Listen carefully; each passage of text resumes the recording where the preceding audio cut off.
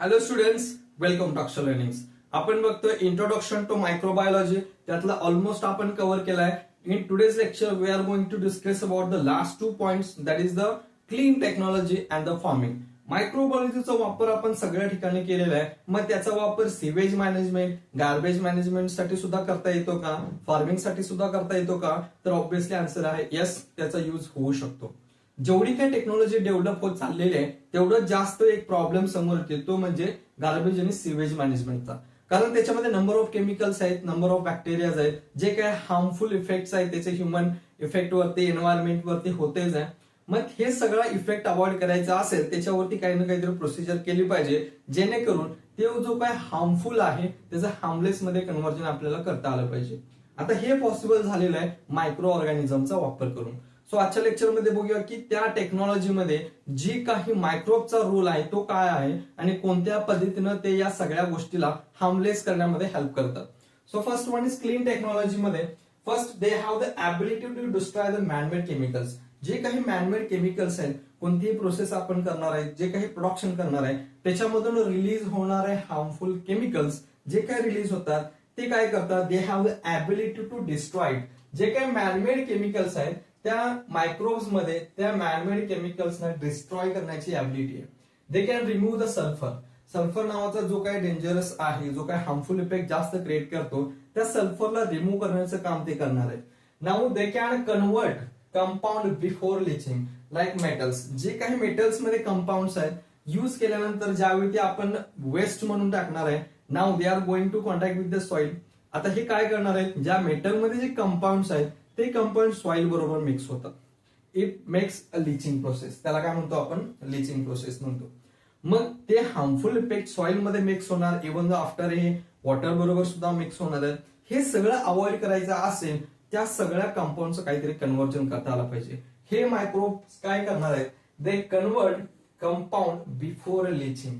हे leaching process व्हायच्या आधीच ते काय करणार आहेत, या हार्मफुल कंपाऊंडचं कन्व्हर्जन करणार आहेत. ओके, नाव आता हे जे मायक्रोब्स आहेत हे कोणत्या प्रॉब्लेम्स मध्ये यूज करू शकतो.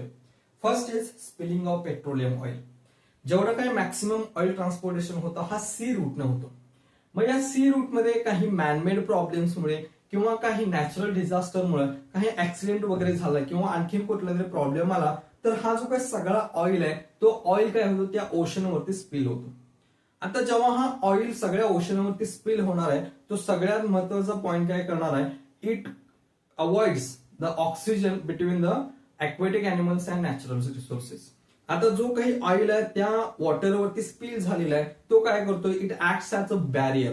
आता जेव्हा हा बॅरियर म्हणून ऍक्ट करणार आहे त्यावेळी नॅचरल एन्व्हायरमेंट मध्ये असणारा जो काही ऑक्सिजन आहे ते aquatic animalsना मिळणार नाही. त्यामुळे इन ऑर्डर टू रिमूव्ह दिस, आता हे काही ना काहीतरी करून आपल्याला रिमूव्ह करावं लागेल.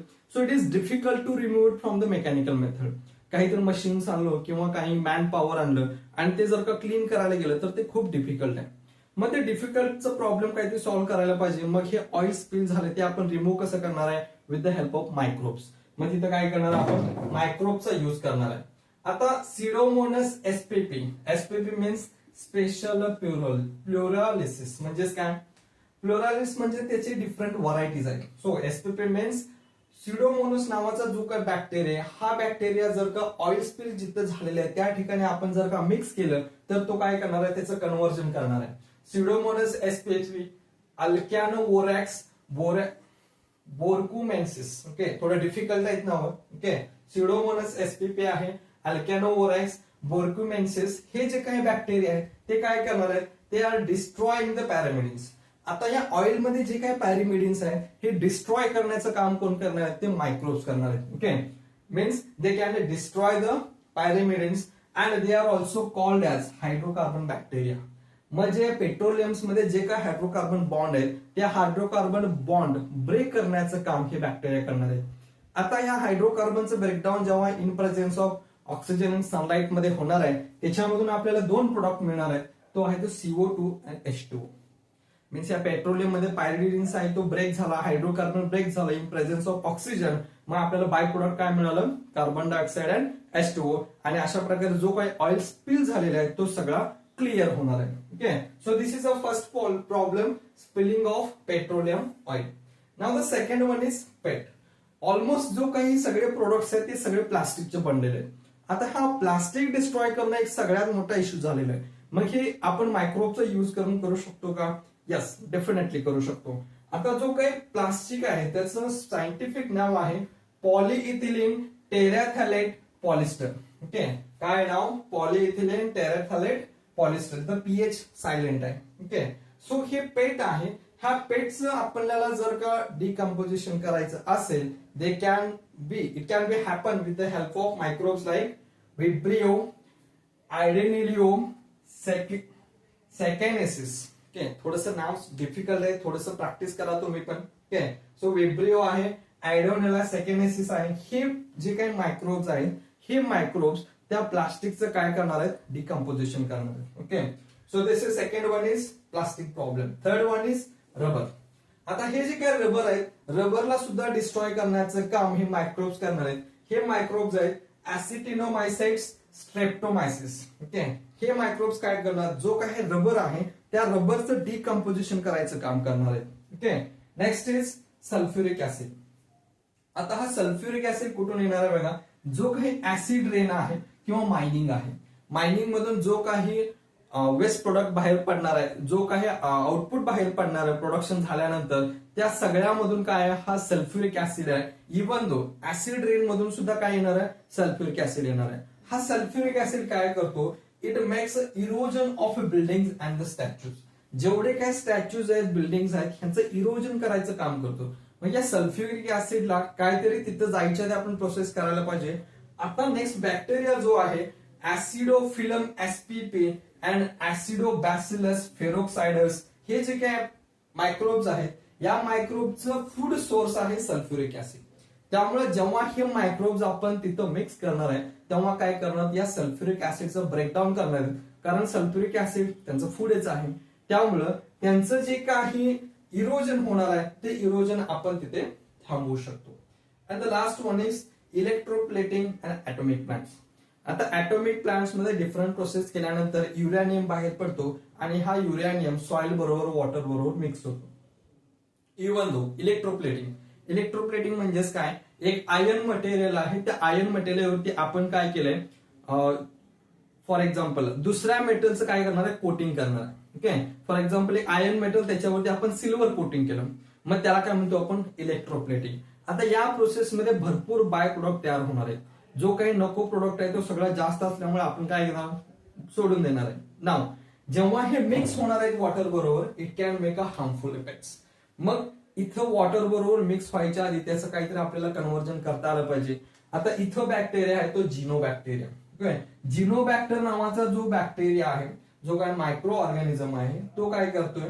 आता हे सॉल्ट आणि युरॅनियम जे इलेक्ट्रोप्लेटिंग आणि ऍटॉमिक प्लांट्स मधून बाहेर पडणार आहेत, त्याचं कन्व्हर्जन करणार आहे सोल्युबल टू इनसोल्युबल.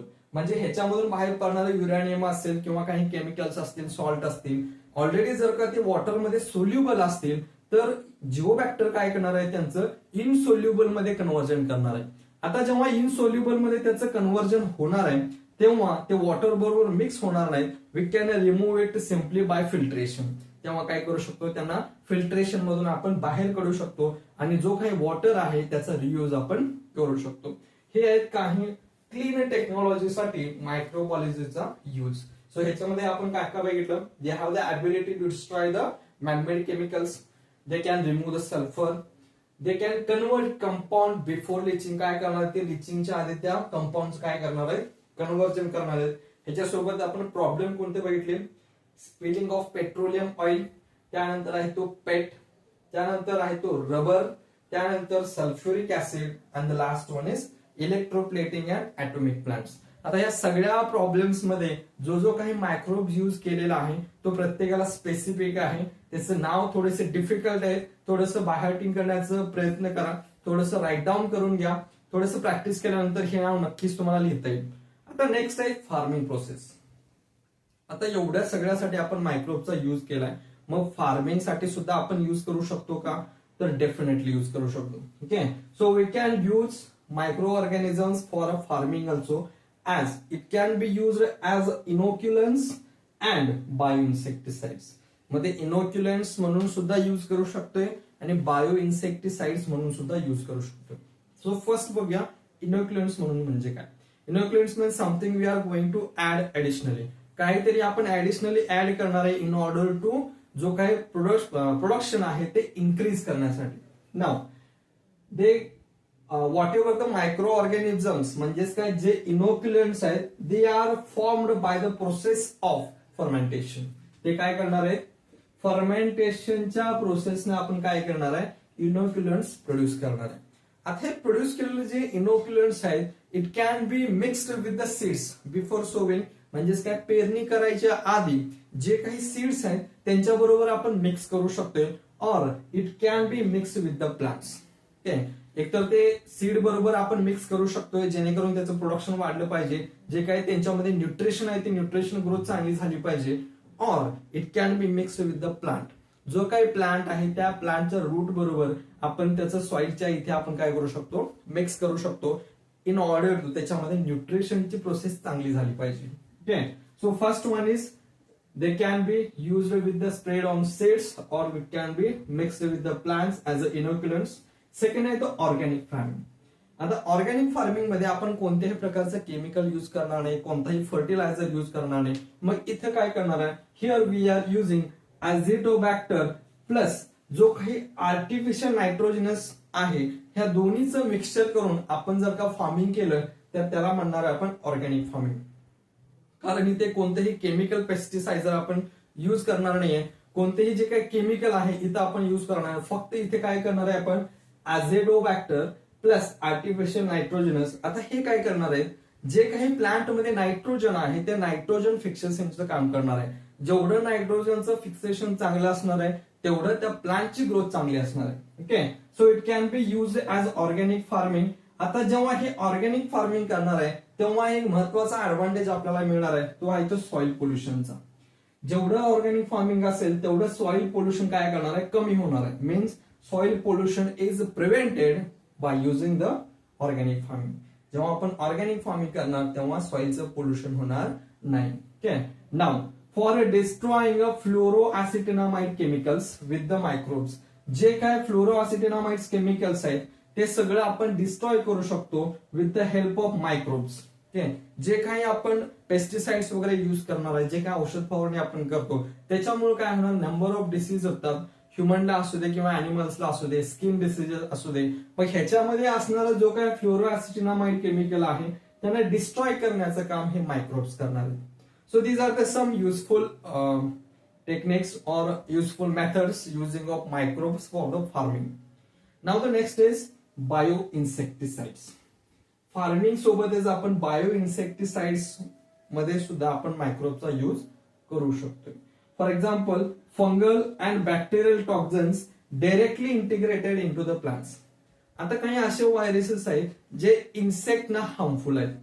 असे असणारे बॅक्टेरियाज किंवा मायक्रोब्स आपण ऑलरेडी बायोटेक्नॉलॉजीचा यूज करून त्या प्लांट मध्ये इंजेक्ट करू शकतो. जेव्हा हे फंगल अँड बॅक्टेरियल टॉक्झिन्स आपण डायरेक्टली त्या प्लांट मध्ये इंजेक्ट करणार आहे त्यावेळी त्या प्लांट मध्येच काही ना काहीतरी अशी पॉवर येणार आहे, जेव्हा इन्सेक्ट त्याला खायला जाणार आहेत ते इन्सेक्ट साठी काय हार्मफुल आहेत. जेव्हा ते हार्मफुल असणारे प्लांटचे जे काही लिव्ज असतील हे इन्सेक्ट खाणार आहेत, हा सगळा बॅक्टेरिया त्या इन्सेक्ट साठी हार्मफुल असल्यामुळं तो इन्सेक्ट तिथेच मरून जाणार आहे. म्हणजेच काय, इथे इन्सेक्ट तर खायला जाणार नाही किंवा त्याचं डिस्ट्रॉयमेंट करणार नाही. Means fungal and bacterial toxins directly introduced into the plants, they kill the insects and pathogens when it.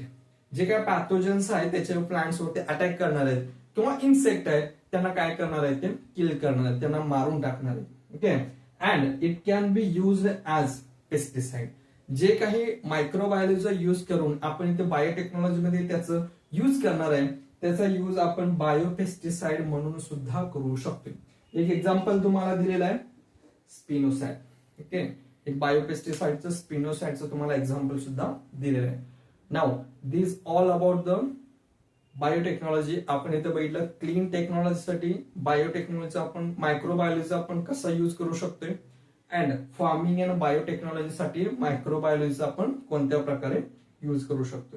ह्याच्यामध्ये एक होमवर्क आहे तुम्हाला, जे काही मायक्रो ऑर्गॅनिझम्स आहेत, जे काही एन्झाइम्स आहेत त्याची नावं थोडी डिफिकल्ट आहेत. थोडं लिहिण्याचा प्रयत्न करा, थोडं बायहार्ट करण्याचा प्रयत्न करा. जेवढं तुम्ही प्रॅक्टिस जास्त करणार आहे तेवढे ते तुम्हाला बायहार्ट होतील आणि त्यांचं स्पेलिंग मिस्टेक तुम्हाला होणार नाही. So keep studying. सो आजच्या लेक्चरमध्ये इथेच थांबूया. इथे आपला टॉपिक संपलेला आहे, इंट्रोडक्शन टू मायक्रोबायोलॉजी. आजच्या लेक्चरमध्ये इथेच थांबूया. भेटूया नेक्स्ट लेक्चरमध्ये नेक्स्ट टॉपिक सोबत.